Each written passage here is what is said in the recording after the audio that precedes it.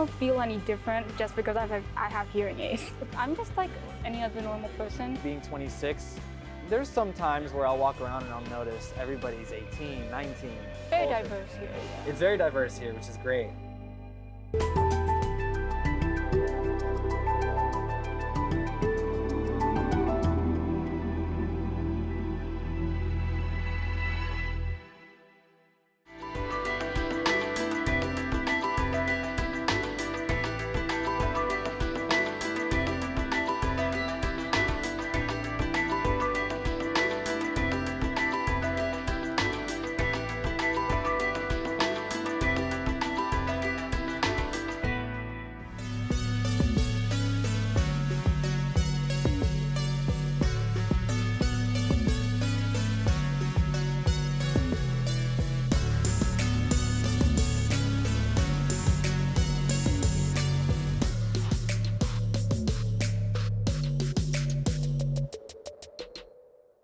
Hi. Hi, I'm Marielle. Nice to meet you. I'm Miguel. Nice to meet you. Tell me about yourself.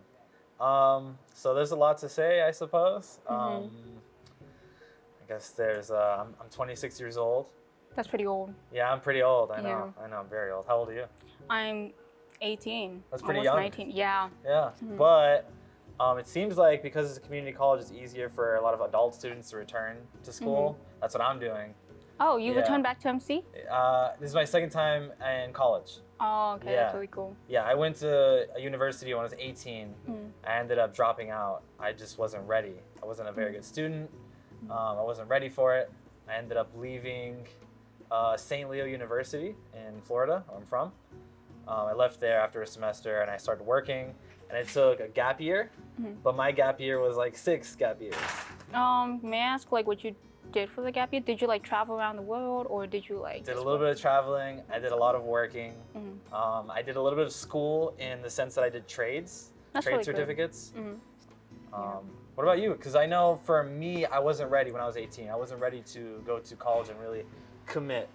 I wasn't ready for a university. I was ready for like MC, like a community college. I think it's like easy just to not go all the way, but just take a step higher and still be right. challenged. That's right, absolutely. How long have you been here? No? This is my second semester. So, Oh, great. yeah. Okay, see, I didn't make it past the first semester. Okay. You know? Honestly, I feel like I'm just gonna go a little bit longer. Absolutely. Yeah, because they provide a lot of degrees and Yeah. like it's cost less. That's right. But yeah, That's I'll right. probably just end up being old too. Yeah. Yeah. Apparently, the statistic that I read that stuck with my mind a long time ago was that the highest percentage of people that drop out of college do it in their first semester.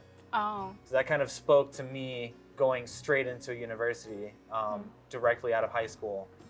And I ended up being one of those, I ended up being part of that statistic, So I ended up having an opportunity when I turned 24 to move up here with my family that lives in Maryland now and go back to school. Yeah. And here we are today, and now I'm working in my field finally after working so many different jobs and restaurants and things. When you were working in those jobs, did you always like know, or did it take some time to know what you wanted to do in the future? For me, I've known what I wanted to do. I know what my dream is since I was about 12 years old, right? Okay. But it was something that I didn't really know how to make it happen. I didn't know if it was a realistic thing. I've wanted to be a filmmaker since I was 12 years old, right? And then it kind of goes into wanting to write, film, and then it also kind of goes into a little bit of acting. I also want to do stand-up comedy. I knew that was what I wanted to do, but I didn't know how to do it. It wasn't until I realized MC has a program for media production, and we have programs for graphic design, and for example, and we have a great theater program here. And so with that, I kind of started to express myself more. What about you? For me, I'm still trying to figure it out. Yeah, you're still young. You know, you have a lot of time. And like you, I just noticed that one way is not always one way, because you're doing film, but you're also doing like acting and filmmaking and screenwriting. Is that what's pretty much it's called? Yeah. And I'm over here like yes, I could go into business, but I don't want to go just into business. And what's your major that you're studying here? Well, I'm in business right now. You're in business. Yes, Business major. but I also want to expand because I'm really interested on learning all different kinds of stuff. Yes. Yes, which is what I learned from different people, and the community in the theater building, or like the people that I met there, I just really resonate with them. Yes. Yeah. Absolutely. Absolutely. And That's interesting. Yeah, and I only took it's a funny story actually. I just came back from the summer after I finished high school, and I went into college, but I was like, I'm either too busy and I don't know what to do. I could go to you know, in the business field, the business office, but I don't want to go there all the time. So I just wanted to find like a random group of people that I could like really talk to. So I just walked into the costume shop one day, and then they kind of just greeted me, and it's like I was already their friend. Okay. And then it was one person, my friend Jay, came in. He's like, "Oh hey, welcome to theater." I'm like, "Oh no, I'm not gonna do auditions or whatnot." Yeah. And then during the same fall, I wanted to challenge myself with public speaking, so I auditioned just to like be brave. But then after that, I kind of just like, oh shoot, I really like this. Yeah, I can relate. I did a play for MC for the theater there with director Bill Cassie is his name. Bill Cassie, yes. Really? I remember him. Yeah, he's a really cool person. Okay. Yeah. Okay, so you've met him. Yeah, definitely. Okay. All of the people in the theater building know him. Yeah. Okay. He did a director's project where he produced and directed his version of One Flew Over the Cuckoo's Nest, right? And I got to play the lead part. It was my first time auditioning. That's cool. For anything. I got to play McMurphy, who's like. Oh yeah, I can see it. Yeah. Okay. So it's like I wasn't even acting. I mean, it was like I'm already kind of a crazy person. Yeah. So it was wonderful, and I did it mainly.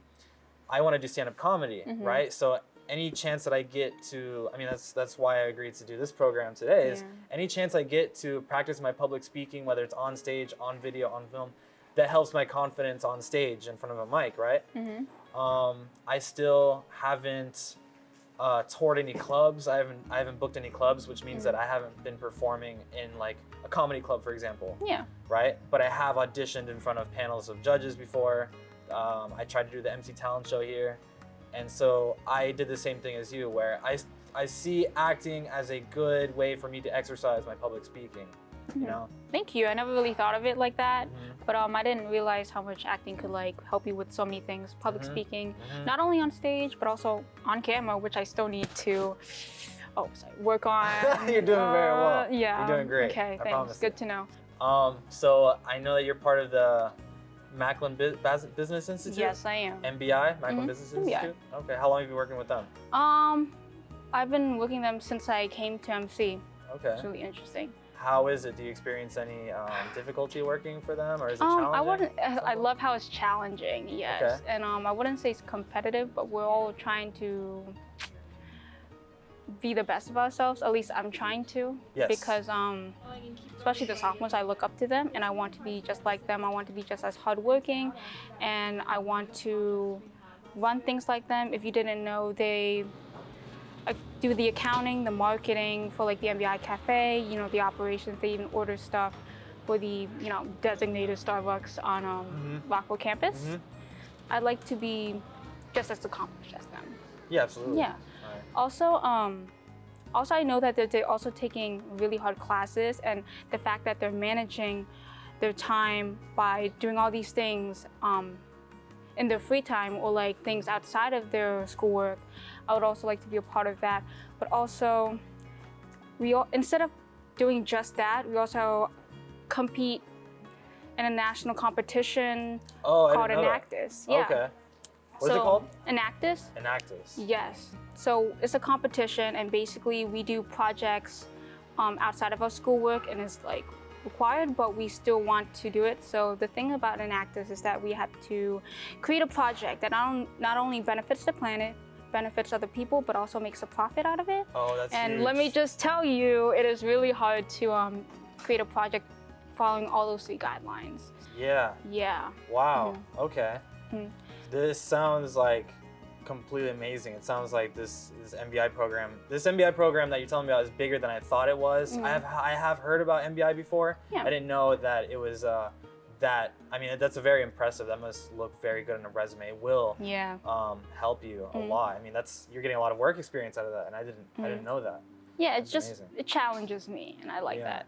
How about you? I heard you work at Mctv. You used to mention that before. How is that? Yeah, I love it. I think working for Mctv is huge for me.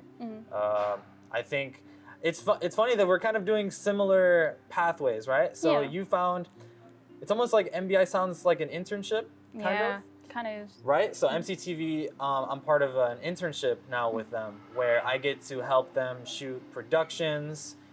We film live coverage of events. We shoot promos, commercials. Montgomery College. Make your move to a great career. And we just cover a lot of the events that have to do with Montgomery College across all 3 campuses. That's Tacoma Park, Germantown, and here at Rockville.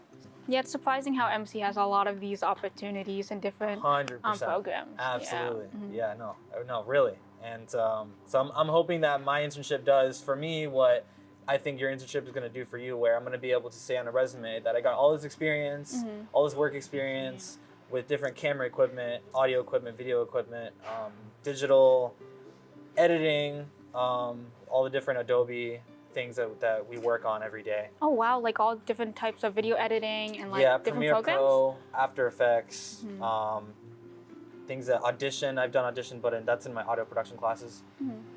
But it's nice for me because I study during the day in class what I work during the other days at MCTV. So I'm studying video production and then I work video production at night or during the day. It's been a fascinating experience. The producers, the directors that I work with, my manager. We have a small team of about 8 or 9 interns, I think, at this point. So I just feel like we're just so lucky to have the opportunity.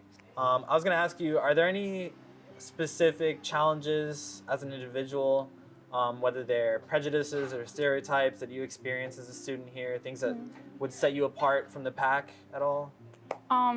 So I have hearing aids. But like I can, how do I explain it? Wow.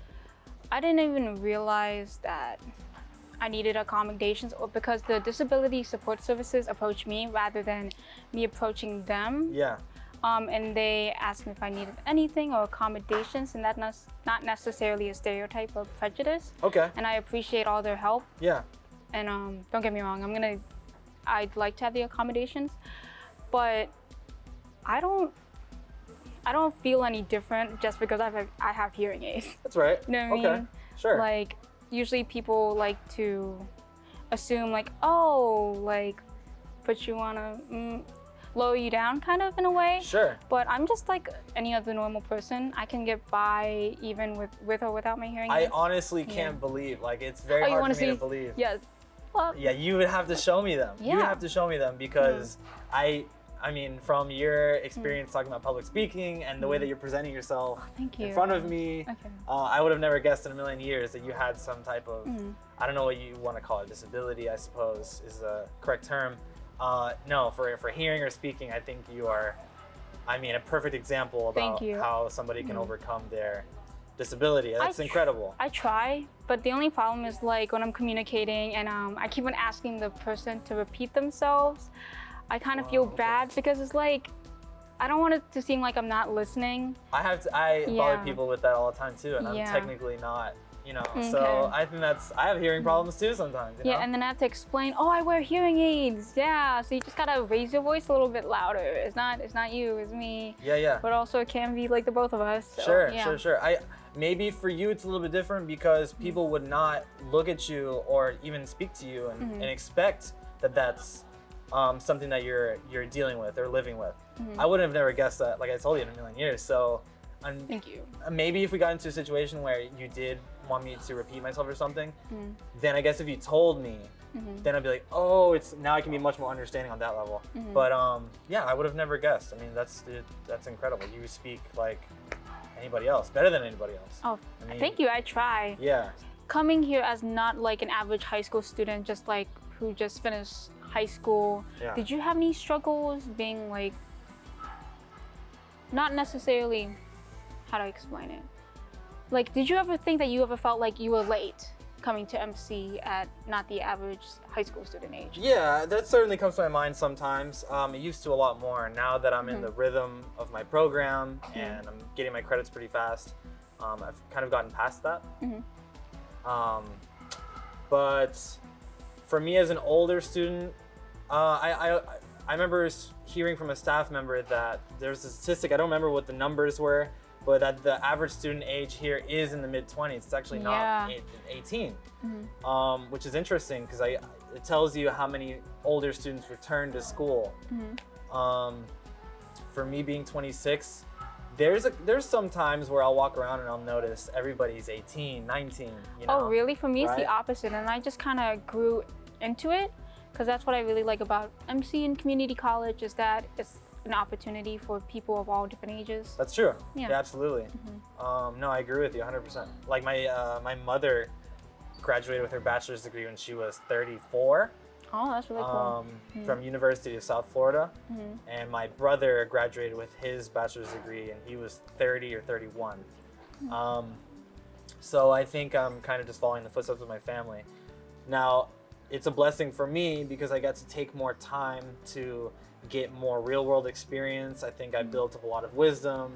But I guess being 26 and here at MC, sometimes it feels like people are younger than me, and you know, I guess like there's differences in politics sometimes. There's differences in things that we're interested sometimes. Like the very culture. diverse here, yeah. It's very diverse here, which is great.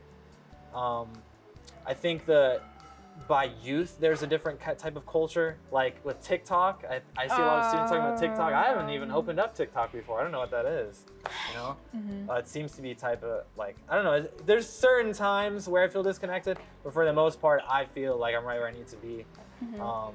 The students that I work with at the Mctv internship, for example, we have older students like myself that work with us for the most part. I mean, we're mostly in our mid-20s, 30s, and I see a lot of students walking around that are in their late 20s, 30s, and it makes me feel like there's other people like me, and that's a great thing for me, you know.